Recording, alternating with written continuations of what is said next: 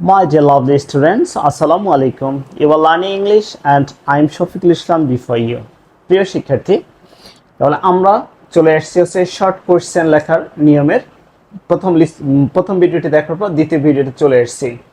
So তোমরা যারা হচ্ছে আমার চ্যানেলে সাবস্ক্রাইব করেছো তাদেরকে ধন্যবাদ, যারা করনি তাদেরকে সাবস্ক্রাইব করার জন্য আহ্বান করা হলো। তাহলে আমরা চলে এসেছি কিভাবে প্রশ্নের উত্তরগুলো আমরা লিখতে পারবো। সো শর্ট কোশ্চেন একবার হচ্ছে বেসিক থেকে আমরা শুরু করেছিলাম। সো নাম্বার 1 আমরা পড়েছিলাম হচ্ছে হেল্পিং ভার্ব, অর্থাৎ to be, to have, to do.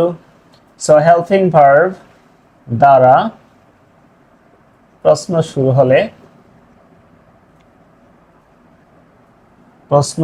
হলে শুরুতে ইয়েস বা নো বসে, প্লাস প্রশ্নটিকে সঠিক করে সাজাতে হয়। ওকে, আমরা বুঝতে পারছি। Example, does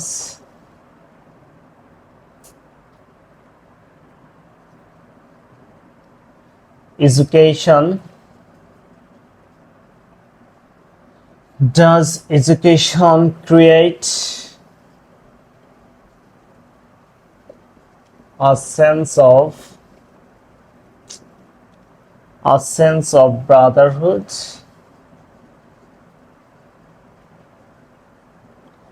Does education create a sense of brotherhood? তার মানে কি শিক্ষা কি আমাদের ভ্রাতৃত্ববোধ সৃষ্টি করে? ইয়েস। তাহলে যদি হয় ইয়েস, তাহলে আমরা কি লিখবো? ইয়েস লিখলাম, তারপরে কমা দিব, তারপর সাবজেক্ট কি আছে? এডুকেশন। সো এডুকেশন ক্রিয়েটস, তারপর কি আছে? Sense of Brotherhood. ওকে, তারপর যাতে আবার প্রশ্নবোধক চিহ্ন না দেই, কারণ প্রশ্ন ছিল হচ্ছে প্রশ্নের মধ্যে, তাই না? এইখানেও যদি আবার ইন্টারোগেটিভ চিহ্ন দিয়ে দেই তাহলে কি নাম্বার পাবো? ইনশাআল্লাহ পাবো। তাহলে আমাকে কি করতে হবে? এরপর হচ্ছে আরো তার সপক্ষে 2টি বা 3টি সেন্টেন্স লিখতে হবে, নাহলে আমি নাম্বার ফুলফিল পাবো না। তাহলে 1 নম্বর পেয়েই আমাকে সন্তুষ্ট থাকতে হবে। ওকে, তাহলে নাম্বার 1 আমরা দেখলাম। এবার নাম্বার 2 হচ্ছে যদি প্রশ্নে ডাজ থাকে, দেখো প্রশ্নে ডাজ থাকলে তা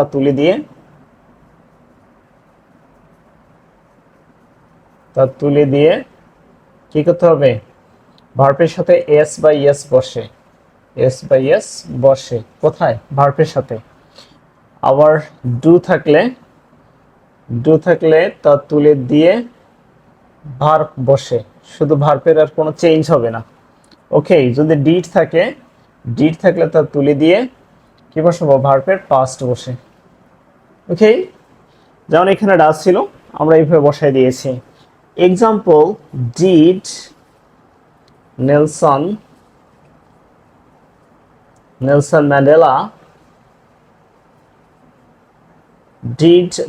ম্যান্ডেলা flee from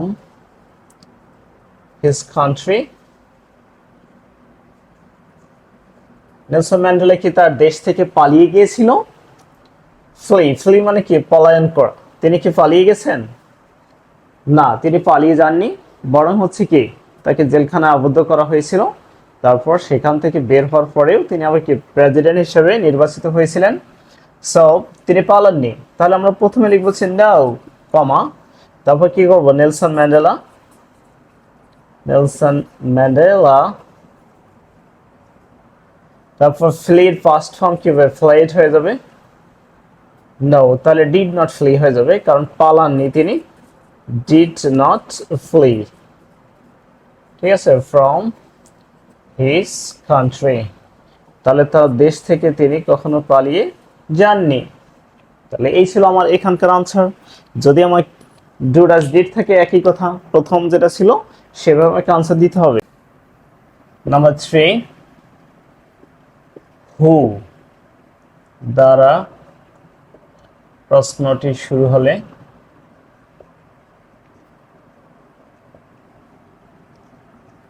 শুরু হলে এবং আচ্ছা এবং যখন শুরু হলে তা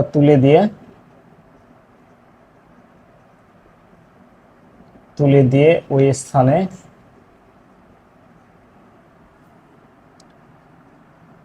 এক বা একাধিক নাম বা নামবাচক ওয়ার্ড বসাতে হবে। ওকে, তাহলে আমরা বসে দিলাম। এরপর বাকি যে অংশটা আছে সেটা আমরা বসে দিব। Example, who is the central character of a mother in Manville? Okay, who is the central character of a mother in Manville? অর্থাৎ a mother in Manville নামে যে গল্পটি আছে সেই গল্পের হচ্ছে সেন্ট্রাল ক্যারেক্টার। সেন্ট্রাল মানে কি? সেন্ট্রাল মানে হচ্ছে কেন্দ্রীয়, কেন্দ্রীয় মানে হচ্ছে প্রধান। তাহলে প্রধান চরিত্র কে ছিল? তাহলে আমরা জানি ওখানকার প্রধান চরিত্র ছিল হচ্ছে জেরি। তাহলে আমরা এই হুটা উঠাই দিয়ে এখানে জাস্ট বসে দিয়ে হচ্ছে Jerry is the central character of a Mother in Manville. এবার কি করতে হবে? কমপক্ষে তার সপক্ষে আরো একটি বা দুটি লাইন আমাকে উঠাই দিতে হবে, তাহলে আমি ফুলফিল নাম্বার পাবো। ওকে, নাম্বার 4। এবার যদি হুম দ্বারা প্রশ্ন শুরু হয়,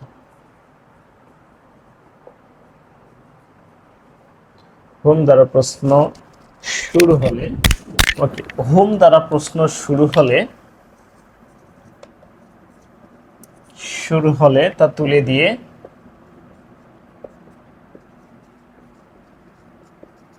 তুলে দিয়ে কি করব? প্রশ্নটির সাবজেক্ট ও ভার্ব বসে প্লাস ব্যক্তিবাচক ওয়ার্ড অর্থাৎ ব্যক্তির নাম অথবা হচ্ছে ব্যক্তিবাচক ওয়ার্ড বসে, ব্যক্তিবাচক ওয়ার্ড বসে। Example, whom did, okay, whom did the authority fire. তাহলে দেখো অথরিটি মানে কি? অথরিটি মানে হচ্ছে কর্তৃপক্ষ। তাহলে কর্তৃপক্ষ কাকে হচ্ছে ফায়ার করলো? ফায়ার মানে কি? এখানে ফায়ার মানে হচ্ছে চাকরি থেকে বাদ দেয়া। ওকে, তো আমরা দেখো একটি গল্প আমরা পড়েছিলাম অবশ্যই, সেটি হচ্ছে ওই যে স্ট্রিট চাইল্ড যেটা আছে, তোমার আমেরিগো নামের যে ছেলেটি আছে তার একজন ফ্রেন্ড ছিল। এই ফ্রেন্ডকে কি করেছে হচ্ছে চাকরি থেকে বরখাস্ত করেছে যখন একটি গ্লাস তার চোখে এসে পড়ে গেল এবং সে অন্ধ হয়ে গেল। সো তাহলে আমরা সেন্টেন্স লিখব, দি অথরিটি কি করলো? ফায়ার্ড, কারণ ডিড উঠে যাবে, ঠিক আছে, ভার্বের past tense fired one of Americas friend, ঠিক আছে, একজন ফ্রেন্ডকে কি করা হলো? চাকরির থেকে বঞ্চিত করে দেওয়া হলো, চাকরিচ্যুত করে দেওয়া হলো। ওকে, তাহলে আমরা হোম দ্বারা হচ্ছে এরা 5 নম্বর। এবার দেখো যদি ওয়েন দ্বারা প্রশ্ন শুরু হয়, ওয়েন দ্বারা প্রশ্ন শুরু হলে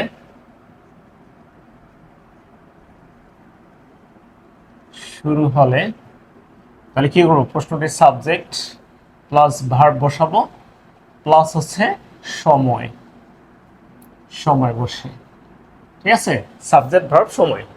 আচ্ছা, example, when did the liberation war of Bangladesh occur. So বাংলাদেশের লিবারেশন ওয়ার মানে কি, স্বাধীনতার যুদ্ধ কখন বাংলাদেশে ঘটেছিল। তাহলে আমরা আনসার লিখবো হচ্ছে প্রথমে subject the liberation war of Bangladesh,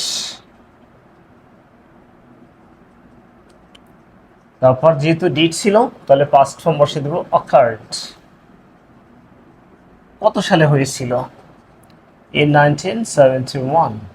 ওকে, এরপর হচ্ছে তার প্রেক্ষাপট কি হয়েছিল, না হলে আমার আনসার ফুলফিল আসবে না। এবার দেখো ওয়ার দ্বারা প্রশ্ন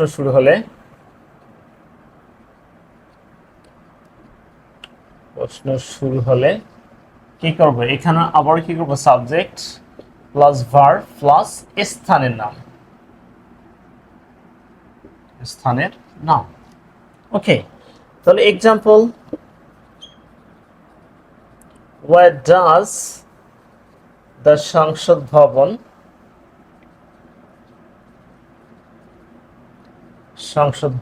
stand? তাহলে সংসদ ভবন কোথায় অবস্থিত? ওকে, তাহলে যদি এখন আমরা সংসদ ভবন লার্নহার্টে বসে দিই তাহলে হবে, তাহলে লিখতে হবে দা সংসদ ভবন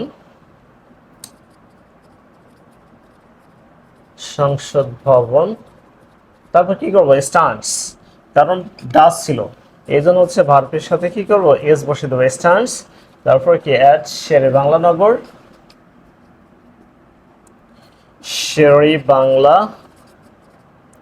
নগর ইন ঢাকা নাকি লালমনিরহাট। মোটামুটি এই পর্যন্ত চলে আসছে, এবং পরবর্তী যে ভিডিও, এই পরবর্তী ভিডিওতে হচ্ছে আমরা বাকি যে অংশটা আছে প্রশ্নের উত্তরগুলো বাকি কীভাবে আরও লিখতে হবে এবং ফুলফিল যাতে আমি 15 নম্বর পাই, এই 15 নম্বর পাওয়ার জন্য পরবর্তী ভিডিওটি তোমাদের জন্য। ওকে, আগেন আসসালামু আলাইকুম।